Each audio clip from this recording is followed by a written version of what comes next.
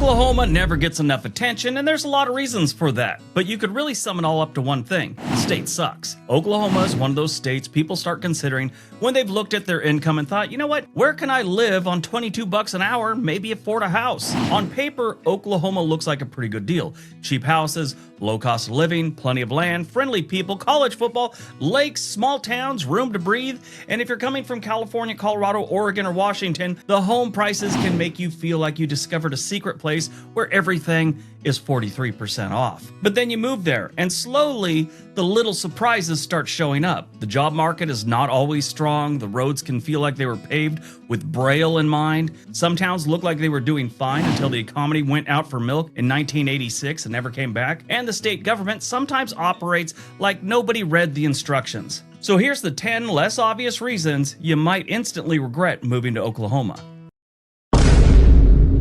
Number 10, cheap housing sometimes comes with the "why is this so cheap" energy. Oklahoma's housing prices are one of the biggest reasons people move there. Compared to most of the country, especially the West Coast and major metro areas, Oklahoma can look wildly affordable. You see a 3-bedroom house with a yard at a price that would make people from Los Angeles dry heave. The average home value in Oklahoma is $221,000. That's statewide. Most of the time in their major metro areas, it's more expensive. Not Oklahoma. Oklahoma City, it's actually cheaper. $207,000. That never happens. But cheap housing's not always a gift. Sometimes it's a warning label. There are plenty of nice homes and solid neighborhoods in Oklahoma, especially around Oklahoma City, Tulsa, Edmond, Broken Arrow, Stillwater, and smaller communities. But once you start shopping around, you may notice prices often reflect the local economy, their schools, their infrastructure, job options, and long-term demand. A house can be cheap because the area is affordable. It can also be cheap because the nearest decent job is 47 minutes away, the school district is struggling, the town has more boarded-up buildings than optimism, and the main economic development plan seems to be maybe Dollar General will build another one. That's the Oklahoma housing trap. People move there thinking they can beat the system. Then they realize the system was not chasing them at all. A cheap mortgage is great, but if your house is in a place that has limited opportunities, slow appreciation, weak services, and a shrinking population, you may not have found a bargain. You may have bought a financial paperweight with vinyl siding. Number 9, the job market can be I hope you like energy, healthcare, or government work.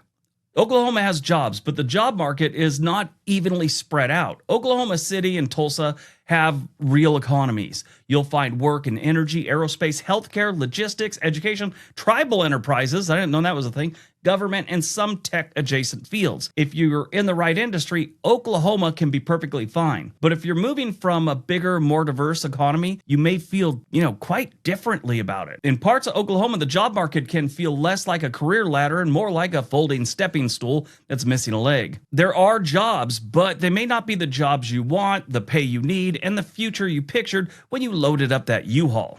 In smaller towns, the economy often leans on things like hospitals, school districts, prisons, some kind of plant, maybe a casino, and 3 businesses everyone knows each other by their first name at. And the latest rumor. Lose your job there, and the next great opportunity might be 2 counties away, next to a Sonic with emotional support tater tots. And then there's oil and gas. When energy is booming, Oklahoma acts like they found money in the couch. When it slows down, the company starts saying things like strategic realignment, which is business speak for Dave is leaving with a cardboard box. So yes, Oklahoma is affordable, but cheap living only works if the paychecks survive the move.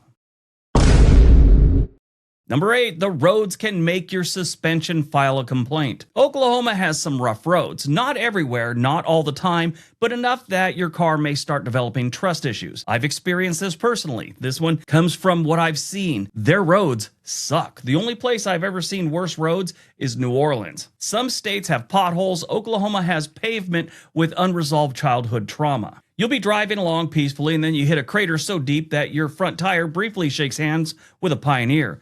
Your coffee gets launched, your spine needs a chiropractor, and somewhere a mechanic feels a warm, light breeze of profits heading his way, like he's some kind of mechanic Obi-Wan and he just felt a disturbance in the force. And that's not just annoying. Bad roads means more tire wear, alignment, suspension, repairs, and construction zones that multiply like rabbits wearing orange vests. Number 7, the education system can be a major wake-up call.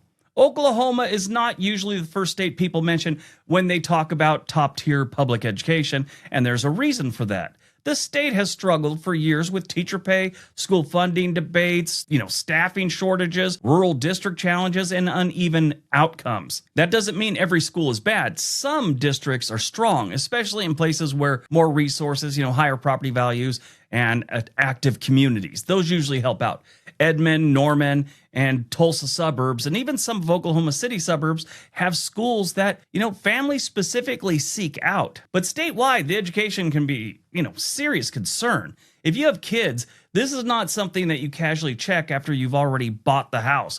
Oklahoma's school quality can vary dramatically by district. That's why I'm telling you, if you think about moving there, don't just assume because it's a nice house in a decent neighborhood that they've got a good school district. Do your research. This one is important, especially for younger families. Some rural schools may have limited course offerings, fewer extracurriculars, fewer advanced classes, fewer specialists, and a harder time recruiting teachers. And then they've got some fast-growing suburbs where they've got new schools, but they're having a hard time to staff the old ones. Now they got to staff another school. It's just not working out. Even if you don't have kids, schools still matter. They affect home values, community stability, workforce quality, and whether new families want to move in. Number 6, small town Oklahoma can feel friendly till you realize they're all in your business. Oklahoma has a reputation for friendly people, and a lot of that is earned. People wave, strangers talk to you. Someone may walk into your driveway and help you fix your car. There's a real neighborly quality in many of these communities. But small town friendliness has a flip side. Privacy can be treated like an urban legend. In some Oklahoma towns, everyone knows everyone. That can be very comforting if you like tight-knit communities, but it can be suffocating if you like living your own life in peace without becoming local content. You go to the grocery store, 3 people know what you bought before you get home. You miss church and someone asks if you're doing okay, which sounds like caring until you realize it's also surveillance wearing perfume. And if you move from out of state, prepare to be studied. Not necessarily in a hostile way, but definitely in a we are quietly evaluating your license plate, accent, politics, landscaping choices, and whether you know how to act right at a potluck kind of way. One funny stereotype is that people are polite, but they can also ask questions with the precision of a county sheriff. Where are you from? What brought you to Oklahoma? What do you do? Who are your people? I've always found that one to be strange. I have had that one asked to me before. That last one's not casual conversation. That's a genealogy background check with a guy in a cowboy hat and dirty fingernails. If you're from a big city, this can feel strange. In a city, you could disappear into the crowd. In a small Oklahoma town, you may become the new person from Colorado for the next 17 years, even if you moved from Kansas and have explained that repeatedly. Number 5, politics can be very loud for a state that claims to love freedom. Oklahoma is a very conservative state, and that's not a secret. If you're conservative, you may feel right at home. If you're not, you may feel like you accidentally walked into a town hall meeting where everyone brought notes. But this is not just about left versus right. This is about how much politics can seep into your daily life. We talked about this one when we were talking about Tennessee and Texas. They're the same way. In Oklahoma, politics can show up in schools, churches, local boards, business conversations, neighborhood Facebook groups, and casual remarks from people who somehow turned a discussion about lawn care into a constitutional crisis. Some communities are very live and let live. Others have strong, well, we'll see what side of the fence you're on energy. That can be a shock for newcomers from politically mixed areas. You might accept cheaper living, but you might not expect every local issue to become a miniature culture war rodeo. Oklahoma has also plenty of political fights over education, tribal jurisdiction, energy policies, weed laws, criminal justice, taxes, religious influence, and the relationship between the state and local communities. Again, some people love this. They want a state that matches their values. This is part of why they move there. Others may find it exhausting, and you may discover that freedom sometimes means freedom to agree with the loudest person in the room. Number 4, tribal jurisdiction and legal boundaries. This is one of the less talked about things that makes Oklahoma different than most states. Oklahoma has a deep and complicated Native American history, and many tribal nations have major roles in the state's economy, culture, legal landscape, and local services. Tribal governments operate casinos, healthcare systems, housing programs, businesses, law enforcement partnerships, and community service. In many areas, tribal nations are a major economic engine. That part is important and often positive. But for newcomers, Oklahoma's legal and jurisdictional landscape can be confusing. Most everyday residents may not run into this constantly, but when it matters, it really matters. Legal jurisdiction, law enforcement responsibilities, court systems, taxation questions, and business issues can become complicated fast. Now, this is not a reason to avoid Oklahoma. It's a reason to do your homework instead of assuming the state works exactly like the one you came from. Because in Oklahoma, who has the authority here can sometimes be a bigger question than where's the nearest Walmart. Number 3, spotty healthcare situations. Oklahoma City and Tulsa have solid healthcare options. You'll find major hospitals, specialists, medical systems, and access to more advanced care. But once you get outside the larger metro areas, healthcare access can become much of a bigger concern. Now, all states have this situation. The further you get away from the major cities, the fewer doctors, the fewer specialists.